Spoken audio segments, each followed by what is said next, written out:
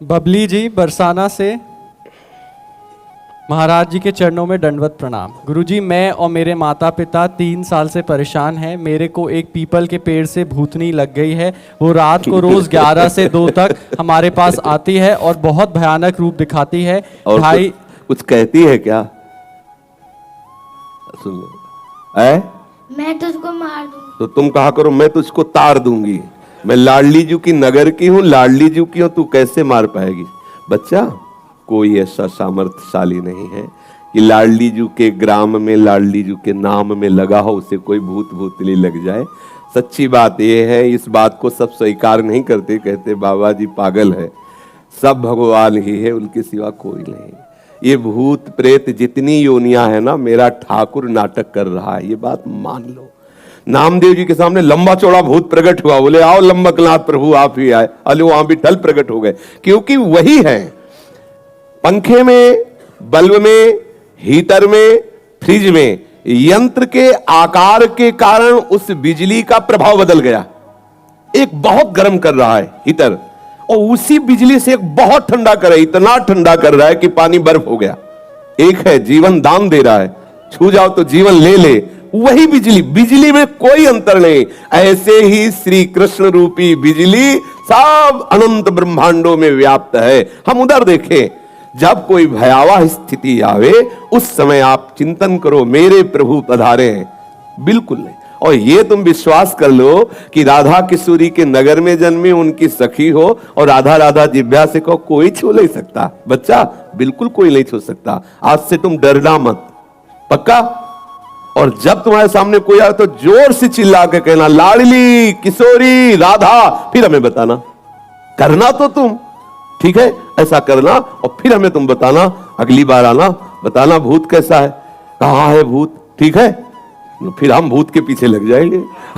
हम महाभूत है। जब गंगा किनारे भ्रमण करते थे ना, तो काफी वर्ष गंगा जी की प्रदक्षिणा में किनारे किनारे व्यतीत हुए। नई अवस्था, तो जैसे कभी मन भयभीत करता ना कि यहाँ स्मशान है, कुत्ते लाश खा रहे हैं, कोई साथी नहीं, बड़ा संन्यास मार्ग में, तो तत्काल चिंतन आता, जब सर्वम खलमिदम ब्रह्म, तो भूत की सत्ता कहां है? मन कहता नहीं है, तो हम वही स्मशान में जाके बैठते, बैठ दिखा कहां है, कौन है, क्या है? सही कहते हैं। पूरा जीवन पीछे का जो सन्यास का, पूरी गंगा जी के किनारे किनारे भ्रमण करना, कुछ यमुना जी का भी किनारा इछावर आदि के लिए, महा स्मशान काशी, जहां 1000 लाश रोज रखी मिलेगी, सैकड़ों चिताएं एक साथ जलती है। भगवान भूत भावन कैलाशपति की नगरी जो महा स्मशान कहा जाता है, आप जाकर के देख लीजिए। मणिकर्णिका घाट में ऐसे लाशें रखी जैसे फूल मालाएं, और वहां चिता जलती ही रहती है। और उन्हीं घाटों पे कभी ऐसा नहीं हुआ कि भय लगे। भय तब है जब आप स्वीकार कर लो। अभी आपको भयभीत कर दे कि वो जरा सी हवा लगी पर भूत, भय। आप देख लो, बिना मतलब के भूत आ जाएगा आपके दिल, आवाज भी आने लगेगी। ये मनीराम बहुत विचित्र है, आपको बिल्कुल लगेगा कि वो कहीं कोई ऐसा नहीं। एक योनि है, भूत योनि है, जो कर्म बिगड़ जाने के कारण, जैसे धुंधकारी प्रेत योनि को प्राप्त, ऐसी योनि है। वो अपना कल्याण करने के लिए भगवत भक्तों के सामने आते हैं, भयभीत करने के लिए नहीं। जैसे भाई जी से हनुमान प्रसाद पोद्दार जी समुद्र के किनारे बैठे हुए नाम जप कर रहे थे, तो देखा कि एक पारसी पोशाक धारण किए हुए कोई सम्माननीय व्यक्ति खड़ा है। तो भाई जी माला पूरा के बोले साहब बैठ जाइए। तब वो ऐसे सांस ली और बोले आप बोले तो मेरे को हिम्मत पड़ी, डरना नहीं। तो भाई जी ने कहा हम क्यों डरेंगे? बोले मैं पुरुष नहीं हूं, मैं भूत हूं। तो एक बार तो भूत सुन करके लगता है कि भूत, तो भाई जी ने कहा कोई बात नहीं, भूत है तो आप यहां क्यों आए हैं? तो उनका मुझे पता है कि यदि आप चाह लोगे तो मेरा उद्धार हो जाएगा। तो उनका आप बताइए फिर आपका उद्धार कैसे होगा? मैंने जो भी भजन साधन, जो भी शास्त्रों का स्वाध्याय किया, आप बताइए मैं उससे मार्ग ढूंढूं। तो उनका गीता पढ़ने से मेरा उद्धार नहीं होगा क्योंकि गीता मुझे कंठस्थ है। भागवत पढ़ने से मेरा उद्धार नहीं होगा क्योंकि भागवत मुझे कंठस्थ है। मैं कोई साधारण प्रेत नहीं हूं, मैं प्रेत लोक में भी बड़े सम्मान से रहता हूं। थोड़ी बात बिगड़ गई है इसलिए मैं प्रेत योनि को बन गया हूं। आगे बड़ा चरित्र है, भाई जी ने उनका उद्धार किया। बहुत सी प्रेत योनि की घटनाएं, कौन कौन प्रेत योनि में गया, कैसा कैसा, बड़ा उसमें विवरण है। तो ये एक प्रेत योनि है, जिनके कर्म बिगड़ जाते हैं। जैसे नंदगांव में गुफा में एक संत भगवान भजन करते थे, तो पीछे से आवाज आई, बाबा थोड़ी जूठन दे दे। तो मुड़ के देखा, कोई दिखाई नहीं दिया, एक कुत्ता दिखाई दिया। फिर आवाज आई, बाबा सुना ना है, थोड़ा जूठन दे दो। फिर मुड़े, बोले कौन हो? तो बोले ये जो कुत्ता दिखाई दे रहा, मैं कुत्ता नहीं हूं, मैं प्रेत हूं। और तुम प्रेत हो, कैसे आए? बोले मैं नंदगांव में नंदालय में ठाकुर सेवा करता था, ठाकुर जी के लिए अमनिया भोग आया, बिना भोग लगाए उसका प्रयोग कर लिया, उस अपराध के कारण मैं प्रेत बना हूं। मैं तुम्हारे पीछे कुत्ता का रूप धारण करके इसीलिए आ रहा हूं कि यदि तुम थोड़ी रोटी खा के जूठन दे दो तो मेरा अपराध खत्म हो जाए और मैं मुक्त हो जाऊं। बाबा ने कहा तुरंत लो, तो संत जन कृपा लो। तो ऐसा होता है, कोई न कोई कर्म बिगड़ जाने से ऐसी स्थिति आती। पर यह विश्वास रखना, हम अपने जीवन के अनुभव की बात कहते हैं, ऐसे टच नहीं कर सकता कोई।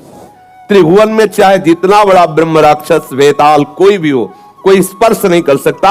यदि आप नाम जापक हैं, चाहे वो राधा नाम, कृष्ण नाम, कोई नाम जप कर रहे हो, नाम जापक को स्पर्श नहीं कर सकता। ऐसे कई घटनाओं में हमको दिखाई दिए हैं, ऐसा देखा है। वो निर्भय होकर, कोई भय नहीं लगा, ऐसा देखा। जैसे एक बार 3 बजे हम शौच के लिए कमंडल उठाया, तो जंगल में जाना होता था, कोई शौचालय की ऐसा, वो तो अभी कुछ वर्षों से शौचालय का ऐसी व्यवस्थाएं बनी, नहीं तो ग्रामीण आदि देशों में कहीं शौचालय पूरे नगर में नहीं होती थी, वो तो अभी व्यवस्थाएं हुई। तो कमंडल लेकर शौच के लिए निकले, तो देखा कि गांव के बाहर एक नववधू लोटा लिए शौच के लिए जा रही। तो हम खड़े हो गए कि ये जिस दिशा को जाए उससे विपरीत दिशा में हम, वो खड़ी हो गई। फिर विचार किया कि हमें लगता है ये यहीं शौच में बैठना चाहती, तो हमने रफ्तार बढ़ाई। जब रफ्तार बढ़ाई तो देखा कुछ दूर आगे जा रही, तो लगा कि ये तो पीछे खड़ी थी, आगे। हमारा ये था कि हम कभी डरने वाली स्थिति में अपने को नहीं खड़ा करते। हमारे मन में आया नहीं नहीं, ये मेरा भ्रम है, वो हमसे आगे निकल गई होगी। जब वो आगे गई तो हम पीछे मुड़े, तो देखा हमारे दूसरे रास्ते में खड़ी। अब हमें पक्का विश्वास हो गया कि ये कोई स्त्री नहीं है, कोई पतित आत्मा है जो इस रूप में है। जोर से भगवान नाम उच्चारण, खत्म खेल।